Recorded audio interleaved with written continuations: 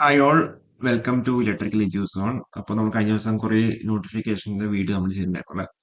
അപ്പോൾ അതിലെല്ലാവരും നോക്കിക്കൊണ്ടിരുന്ന ഒരു പോസ്റ്റാണ് തൃശ്ശൂർ കോർപ്പറേഷൻ ഇലക്ട്രിസിറ്റി ഡിപ്പാർട്ട്മെന്റിലേക്കുള്ള സബ് എഞ്ചിനീയർ പോസ്റ്റ് അല്ലേ? അപ്പോൾ അതിൽ നിങ്ങൾക്ക് തൃശ്ശൂർ കോർപ്പറേഷന്റെ ആകെ ഇന്ത്യയിലുള്ള ആകെ ഒരു കോർപ്പറേഷൻ ഓൺ ചെയ്യുന്ന ഡിസ്ട്രിബ്യൂഷൻ എന്ന് പറയുന്നത് തൃശ്ശൂർ കോർപ്പറേഷൻ ഇലക്ട്രിസിറ്റി ഡിപ്പാർട്ട്മെന്റ് മാത്രമാണ്. ഏകദേശം 12.6 കിലോമീറ്റർ സ്ക്വയർ ആണ് അവരുടെ ഏരിയ ഉള്ളത്. ഏകദേശം 43,000 കൺസ്യൂമേഴ്സും ഏകദേശം 640 ഡിസ്ട്രിബ്യൂഷൻ ട്രാൻസ്ഫോമേഴ്സും അതേപോലെ സ്വന്തമായിട്ട് 110 kV 33 kV സബ്സ്റ്റേഷൻസും ഉണ്ട്. ഓക്കെ, അപ്പൊ അതാണ് ഈ ഒരു തൃശ്ശൂർ കോർപ്പറേഷനെ പറ്റിയിട്ട് പറയാൻ ഇലക്ട്രിസിറ്റി ഡിപ്പാർട്ട്മെന്റിനെ പറ്റിയിട്ട് പറയാനുള്ളത്. അവിടെ ടോട്ടൽ സ്ട്രെങ്ത് എത്രയാണെന്നുള്ള കാര്യം നമ്മുടെ കയ്യിൽ ഡാറ്റ ഇല്ല. വേണമെങ്കിൽ അത് RTA കൊടുത്തു കഴിഞ്ഞാൽ നിങ്ങൾക്ക് അവിടെ അറിയാൻ വേണ്ടി പറ്റുന്നുണ്ടാവും. സബ് എഞ്ചിനീയറിന്റെ പോസ്റ്റിന് എത്രയാണ് ടോട്ടൽ സ്റ്റാഫ് സ്ട്രെങ്ത് എന്നുള്ള കാര്യങ്ങളൊക്കെ. ഓക്കെ, അപ്പൊ ഇപ്പൊ നമുക്ക് ഇതാണ് തൃശ്ശൂർ കോർപ്പറേഷൻ, അതായത് ഇന്ത്യയിലുള്ള ആകെ എന്താ പറയണ്ടേ ആ ഒരു ഡിസ്ട്രിബ്യൂഷൻ ഹാൻഡിൽ ചെയ്യുന്ന ഒരു കോർപ്പറേഷൻ എന്ന് പറയുന്നത്, അല്ലെങ്കിൽ ഒരു മുനിസിപ്പാലിറ്റി എന്ന് പറയുന്നത് തൃശ്ശൂർ കോർപ്പറേഷൻ മാത്രമാണ്. ഓക്കെ, അതേപോലെ നമുക്ക് അവിടെ കഴിഞ്ഞ പ്രാവശ്യം നോട്ടിഫിക്കേഷൻ പറയുന്നതിന് മുന്നേ ഇപ്രാവശ്യം നമുക്ക് 770/2025 കാറ്റഗറി നമ്പർ വന്നിട്ടുള്ളത്. സബ് എഞ്ചിനീയർ തൃശ്ശൂർ ജില്ലയിലേക്കാണ്, തൃശ്ശൂർ കോർപ്പറേഷനിലേക്കാണ് 770/2025. ആന്റിസിപ്പേറ്റഡ് വേക്കൻസീസ് എന്നുള്ള രീതിയിലാണ് പറഞ്ഞിട്ടുള്ളത്. ഡിപ്ലോമ ഇലക്ട്രിക്കൽ അതേപോലെ ഡിപ്ലോമ ഇലക്ട്രോണിക്സ് കഴിഞ്ഞവർക്കൊക്കെ എന്ത് ചെയ്യാൻ apply ചെയ്യാൻ വേണ്ടി പറ്റുന്നുണ്ടാവും. പിന്നെ ഈ പറഞ്ഞ അതായത് കോഴ്സ് ഒക്കെ ഉണ്ടെന്നുണ്ടെങ്കിൽ നിങ്ങൾക്ക് എന്ത് അവിടെ അപ്ലൈ ചെയ്യാൻ വേണ്ടി പറ്റുന്നുണ്ടാവും. ഓക്കെ, അപ്പൊ ഇതാണ് മെയിൻ ആയിട്ടുള്ള ക്വാളിഫിക്കേഷൻ എന്ന് പറഞ്ഞത്. ഡിപ്ലോമ ഇലക്ട്രിക്കലും ഡിപ്ലോമ ഇലക്ട്രോണിക്സും പറ്റുന്നുണ്ടാവും. ഓക്കെ, പിന്നെ നമുക്ക് ഇനിയിപ്പോ കഴിഞ്ഞ പ്രാവശ്യത്തെ നോട്ടിഫിക്കേഷൻ പറയുമ്പോൾ കഴിഞ്ഞ പ്രാവശ്യം നിങ്ങൾ എല്ലാവരും അറിഞ്ഞ പോലെ തന്നെ സബ് എഞ്ചിനീയർ KCB സബ് എഞ്ചിനീയറും തൃശ്ശൂർ കോർപ്പറേഷനിലേക്കും കൂടി സബ് എഞ്ചിനീയർ ഒരുമിച്ച് വരുന്ന നോട്ടിഫിക്കേഷൻ വന്നിട്ടുണ്ടായിരുന്നു 2011. 486/2011 കാറ്റഗറി നമ്പർ പ്രകാരമായിരുന്നു വന്നിട്ടുണ്ടായിരുന്നത്. ഓക്കെ, നിങ്ങൾക്കറിയാം ആ ഒരു സമയത്ത് എന്താ നിങ്ങൾക്ക് ആ ഒരു സമയത്ത് നോട്ടിഫിക്കേഷൻ ഇലക്ട്രിക്കൽ ആർക്കും ഇലക്ട്രോണിക്സ് ആർക്കും അപ്ലൈ വേണ്ടി പറ്റുന്നുണ്ടായിരുന്നു. സെയിം ക്വാളിഫിക്കേഷൻ തന്നെയാണ് അവർ ഇപ്രാവശ്യം ആഡ് ആക്കിയത്.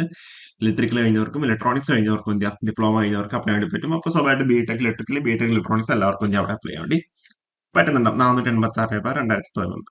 അപ്പൊ അതിൽ കഴിഞ്ഞ പ്രാവശ്യത്തെ പോലെ തന്നെ എന്താ പറയണ്ടേ 2015 റാങ്ക് ലിസ്റ്റ് നിലയിൽ വന്ന് 2018 റാങ്ക് ലിസ്റ്റ് അവിടെ എക്സോസ്റ്റ് ചെയ്തു അല്ലെ? അപ്പൊ അതിൽ അങ്ങനെ സെപ്പറേറ്റ് ആയിട്ട് ഇത്ര തൃശ്ശൂർ കോർപ്പറേഷനിലേക്ക് ഇത്ര അഡ്വൈസ് ആണ് പോയെന്നുള്ള ഡാറ്റ സൈറ്റിൽ അവൈലബിൾ അല്ല.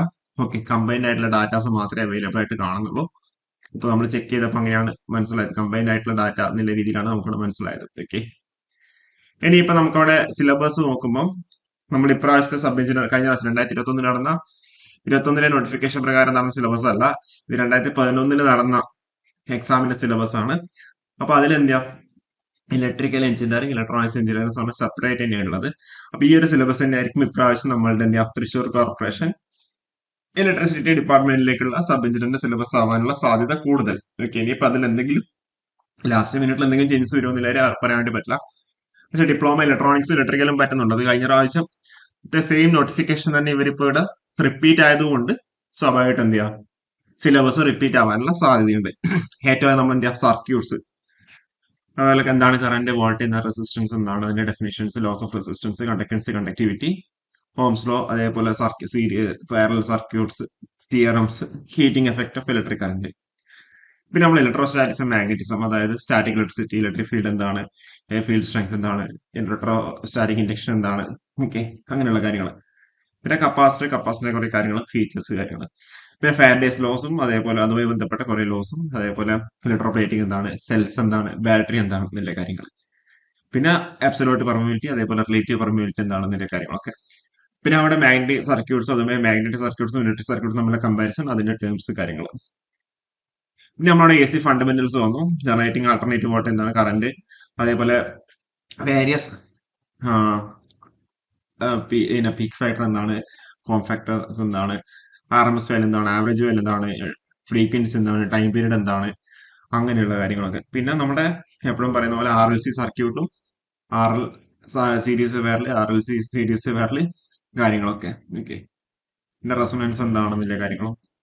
പിന്നെ അവിടെ polyphase voltage generation, star delta connection, star delta കൺവേർഷനും കാര്യങ്ങളൊക്കെ. പിന്നെ നമ്മളെ ഡിസൈൻ എസ്റ്റിമേഷൻ കോസ്റ്റിംഗ് വന്നു, വയറിംഗ് എന്താണെന്നും വയറിംഗിന്റെ കുറെ കേബിൾസ് വയേഴ്സ്, അതേപോലെ നമ്മുടെ ആ ഒരു എന്താ പറയുക റേറ്റിംഗ് എത്രയാണ്, കണ്ടക്ടൻസ് സൈസ് എത്രയാണെന്നൊക്കെ. പിന്നെ നമ്മുടെ ഇല്ലുമിനേഷൻ വന്നു, different types of lamps, illumination scheme കാര്യങ്ങൾ, അതൊക്കെ അവിടെ ലോസ് ഓഫ് ഇലുമിനേഷൻ. പിന്നെ നമ്മുടെ എർത്തിങ് വന്നു അല്ലെ, different types of earthing, earthing standards കാര്യങ്ങൾ. പിന്നെ നമ്മുടെ ഓവർ ഹെഡ് ലൈൻസിന്റെ കുറച്ച് കാര്യങ്ങൾ അവിടെ പറഞ്ഞിട്ടുണ്ട്, കേബിൾസ് കാര്യങ്ങൾ വന്നിട്ടുണ്ട്, സബ്സ്റ്റേഷൻ കാര്യങ്ങൾ വന്നിട്ടുണ്ട്, ഐ റൂൾസ്. ഓക്കെ. പിന്നെ ഇൻസ്റ്റാളേഷൻ സ്കീമിനെ പറ്റിയിട്ടും അതേപോലെ നമ്മളുടെ ഫ്യൂസ്, അതായത് ACB, MCCB, cables, capacitor banks, generator കാര്യങ്ങളൊക്കെ. പിന്നെ നമ്മുടെ യൂട്ടിലൈസേഷൻ ഓഫ് ഇലക്ട്രിക്കൽ പവർ, അതായത് നമുക്കവിടെ ഹീറ്റിംഗ് ഉണ്ട്, വെൽഡിംഗ് ഉണ്ട്. Okay, electric heating, induction heating, electric welding കാര്യങ്ങളൊക്കെ. പിന്നെ നമ്മളുടെ ഇലക്ട്രിക്കൽ ഡ്രൈവ്സിന്റെ ഇൻഡസ്ട്രി, അതായത് ഇലക്ട്രിക്കൽ ഡ്രൈവ്സ്, പവർ ഇലക്ട്രോണിക്സ് കാര്യങ്ങൾ. സോറി, പവർ ഇലക്ട്രോണിക്സ് സെപ്പറേറ്റ് അവിടെ പറഞ്ഞിട്ടുണ്ടാവും. ഇത് ഡ്രൈവ്സ് മാത്രം, ഇലക്ട്രിക്കൽ ഡ്രൈവ്സും അതേപോലെ ഇലക്ട്രിക് ട്രാക്ഷൻ സിസ്റ്റംസ് അല്ലെ, ഒക്കെ ഇമ്പോർട്ടന്റ് ആണ്. അതിനൊക്കെ ക്വസ്റ്റ്യൻസ് ഇഷ്ടംപോലെ ചോദിക്കാറുണ്ട്. ആ ഒരു സമയത്തൊക്കെ എന്താ പറയുക, കോമ്പറ്റേറ്റീവ് എക്സാമിന് SSC, RRB ഒക്കെ ഇഷ്ടംപോലെ ക്വസ്റ്റ്യൻസ് ഉണ്ട് ആ ഒരു സമയത്ത് ചോദിക്കാറുണ്ട്. SSC ഒക്കെ ഇഷ്ടംപോലെ ക്വസ്റ്റ്യൻസ് ഈ ഒരു ഏരിയാസ് വരാറുണ്ട്. പിന്നെ നമ്മളുടെ മെഷീൻസ് വന്നു, DC machines, basic electromagnetic laws, generation, ജനറേറ്ററും അതേപോലെ അതിന്റെ construction details, motors, armature reaction എന്താണെന്നും DC മോട്ടോർ പ്രിൻസിപ്പിൾ എന്താണെന്നും, testing of DC motors. Okay,